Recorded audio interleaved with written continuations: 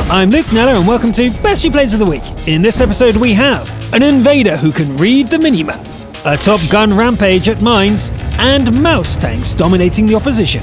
Let's go!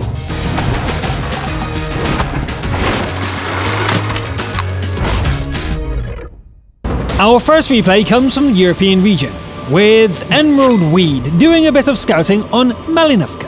Weed's Chariot is a T-34-3, an exceptional well-armed medium tank. The Red Force is spotted, and our hero lets the 122mm cannon do the talking for a while.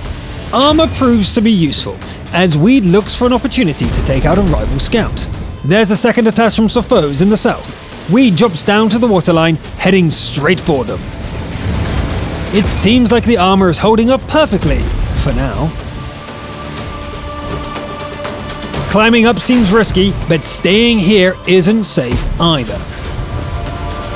Maybe another route. Okay, nope. A finishing shot misses, but the Tiger dies anyway. The second attempt starts better, but climbing up would still be suicidal.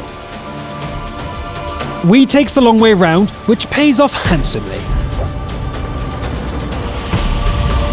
The Jagdpanther 2 eats a shell, but doesn't stick around long enough to be finished off. Weed tries again, with a blind shot, before going after a T-25-2. It would have been better to keep the gun aimed at that hunting cat, as it's in a vengeful mood, punching out our champion just before getting blown up. This T-34-3 is done for, but the battle has already been won.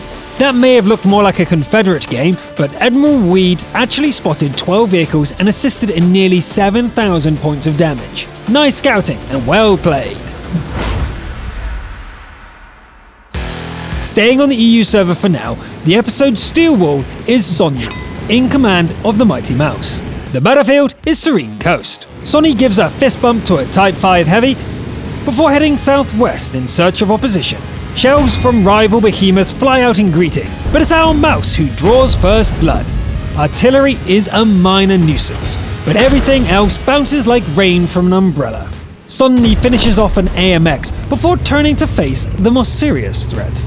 A 3 versus 1 showdown? Looks bad, but there's something the Reds don't know. Sonny is our steel wall, which makes this mouse practically invincible. See? They're all doomed. The second mouse directs its fire elsewhere. That's probably smart. Why waste shells on an indestructible tank? Look at the map. Our champion is facing most of the enemy team on their own. A Batchat bravely charges in and using all 25 tons as a power hammer against our champion. It's not very effective. An E-100 is driven back and a Waffenträger gets knocked out. An IS-4 manages to do a bit of damage, but otherwise the battlefield is getting quiet. Sonny rolls out to challenge the Soviet Heavy, but as it turns out, it's not much of a fight. The troublesome SVG is still out there, however, but somebody else will get to it first. It's over. For the longest time, the mouse was a rather weak combatant. Sonny's display made it pretty clear that these days it can take punishment, and dish it out in equal measure. Now that we're warmed up and firing on all cylinders, let's kick things into high gear with a Top Gun game. Infernus, or should I say, Infernus_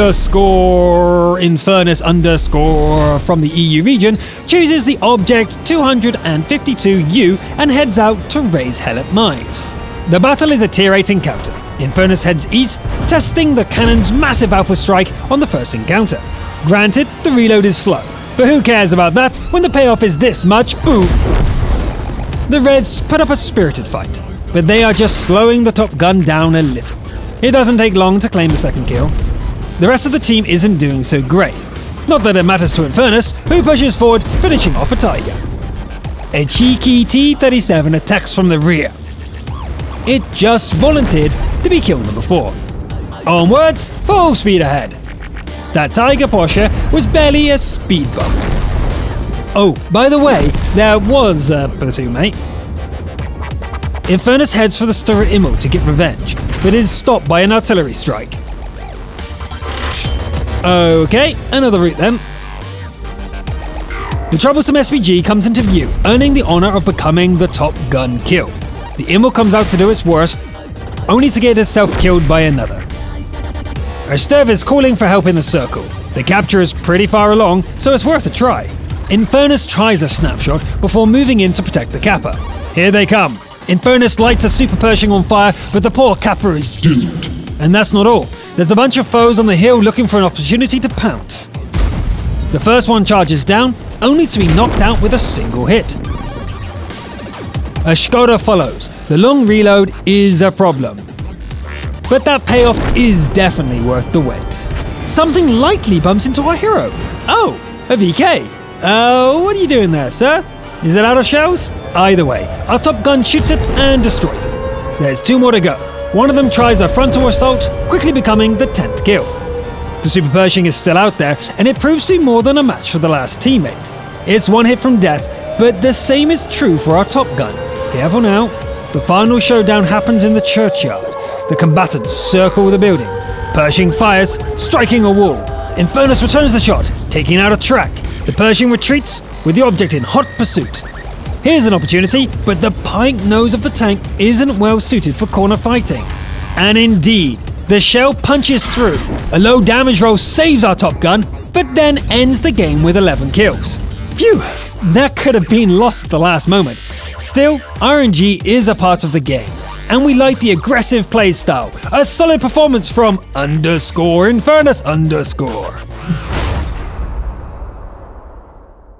Next we'll hop over to the American servers where Valinor attempts to save the day as an invader. Our invader's chariot is a Rheinmetall Scorpion G, riding east across Sacred Valley. An open clash with a T-95E2 goes poorly, and as Valinor pushes forth, a Jagdpanther II fires from ambush. The game has barely begun, and the Scorpion is ready a wreck. Finally in a good position, Valinor starts looking for targets. It's payback time, Jagdpanther! This position is somewhat exposed, but the results are worth the risk. 2 shells take care of the GW Tiger P, while the next shot drives a Tier 9 Waffenträger into retreat. It's not getting away either. Valinor drives closer, hunting down the TD. The lead is 7 versus 5, but the invader's spidey sense is tingling. A teammate suggests capping, but our champion is already on the case. And it's a good thing too. The team's apparent lead has collapsed, meaning only a ninja capture can lead to victory. Luckily the opponents are a bit cocky, and maybe too eager for an arty kill, throwing away their counter capture. Our invader hugs the slain SPG for cover and waits for the inevitable reset attempt. A 1390 steps from the dark. Valinor pulls back, dodging the opening shot. The light tank charges in, desperate for the reset, but Valinor's aim is sniper steady. A shell from an unseen foe strikes one of the houses, but it's too little, too late. The capture is complete. That was a proper invader game for a change. Valinor messed up the early game in a spectacular fashion, but managed to snatch victory from the jaws of defeat. The tank sniper badge is a nice bonus. For the finale, we have a mouse going above and beyond the call of duty. Commanding the tank is Trojan Horse from the EU region. The battle is fought over Mountain Pass. The match starts with a Daimler-Benz V12 straining to accelerate nearly 200 tons of metal.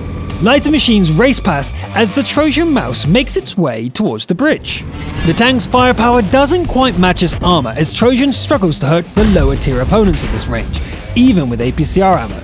Reds are breaking through in the southwest, so Trojan comes around to stem the tide. Although a solid hit sends the Bulldog running for its life, it draws a hellstorm of shells from others in response. Nobody else can be seen here, so the mouse will have to stand firm and wait. Here they come.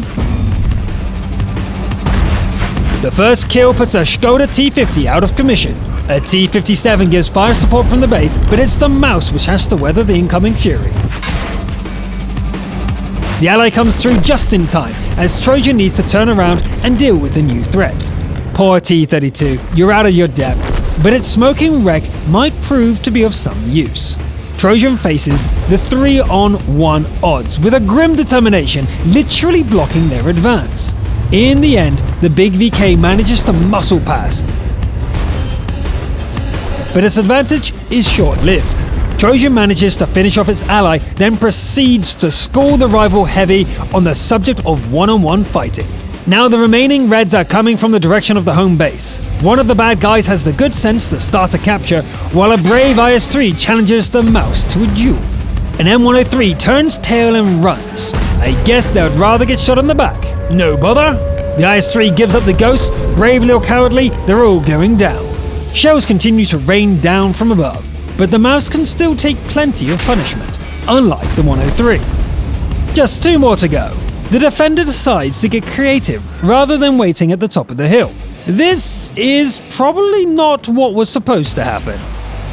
The defender tank is famous for its armor, but its underbelly seems soft as butter. The Skoda pounces before Trojan can finish the job. One of its shells gets through the armor, but it doesn't make any difference whatsoever. Afterwards, finishing off the defender is just a formality. Talk about dominating the opposition. 11k damage, 13k blocked, and 8 kills. To say that Trojan horse carried the game seems like a serious understatement. Impressive work. That's it for this episode. Double mouse this week. I wonder if this will be a trend for some reason. I'm Luke Nella, thanks for watching, and I'll see you next time.